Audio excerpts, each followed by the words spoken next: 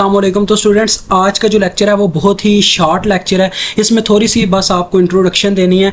तो देखो, वो कहता है कि बिटवाइज ऑपरेशन इन सी, जैसे कि आपको देखने को मिला होगा कि हमें एमपी के अंदर भी हमने कई ऑपरेशन परफॉर्म किए, एंड का ऑपरेशन, आर का ऑपरेशन, एक्सआर का ऑपरेशन, इसी तरह से नॉट का ऑपरेशन।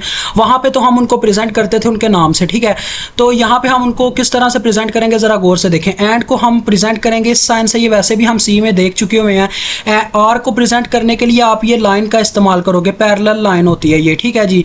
ये आपको एंटर के ऊपर देखने को मिलेगी। उसके बाद ये जो कैप है ये एक्सआर को प्रेजेंट करती है। आपको पता है एक्सआर में होता क्या है जी। एक्सआर में ये होता है कि अगर एक भी इनपुट है, मतलब कि डिफरेंट इनपुट्स हो तो अपने पास आंसर 1 आता है, और अगर सेम इनपुट्स हो तो अपने पास आंसर 0 आता है। देखो, ये सेम 0 है तो 0 आ रहा है, सेम 1 है तो 0 आता है।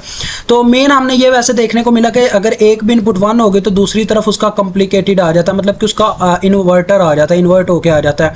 तो ये तो नॉट है ना, ये तो आप सब जानते होगे। तो सीधी सी बात है स्टूडेंट्स, यार मैं इतने लंबे चक्कर में नहीं जाऊंगा। जो यार मुझे उस उस्ताज़ा से सख्त नफरत है जो बच्चों का टाइम ज़ाया करते हैं अपना लेक्चर पूरा करने के सोच में कि यार हमने ये यहाँ पे स्टडी किया था, इसका यहाँ पे रिलेशन था, आपको याद होगा। ऐसे पूछने बैठ जाते हैं, यार क्या फ़ायदा। सीधा बच्चे को यार कंसेप्ट पे लाओ कि कौन सी चीज़ किस काम आती है। ये साइन बस इसमें याद रखने वाली बात है, ठीक है स्टूडेंट्स। वहाँ पे ये था कि हमें कोड लिखना पड़ता था हेक्सा की लैंग्वेज में। यहाँ पे हम हेक्सा की लैंग्वेज में नहीं लिखते, यहाँ पे हम डायरेक्ट बिट्स की लैंग्वेज में लिखते हैं, मतलब कि बाइनरी लैंग्वेज में, और डायरेक्ट कोड की बात होती है। अब देखो, ये जो कोड है ना, ये कोड एग्जांपल नंबर 8.12 है। आज का मेन जो टॉपिक था वो 8.12 था, लेकिन वो हम यहाँ पे नहीं कर सकते। ये एक सॉफ्टवेयरिक प्रोग्राम है। तो ये वैसे मैं सिंपल आपको बता देता हूँ। देखो उसने क्या किया हुआ है जी, उसने DDRA को पोर्ट आउटपुट के तौर पे चुना हुआ है, B को भी आउटपुट के तौर पे, C D सबको आउटपुट के तौर पे चुना हुआ है।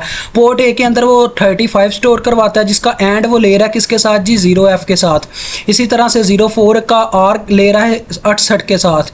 54 का यहाँ पे क्या ले रहा है, XOR ले रहा है F0 के साथ। और लास्ट में उसने पोर्ट D का इस्तेमाल करके आप देखें नॉट लिया हुआ है 0 क्रॉस F55 का।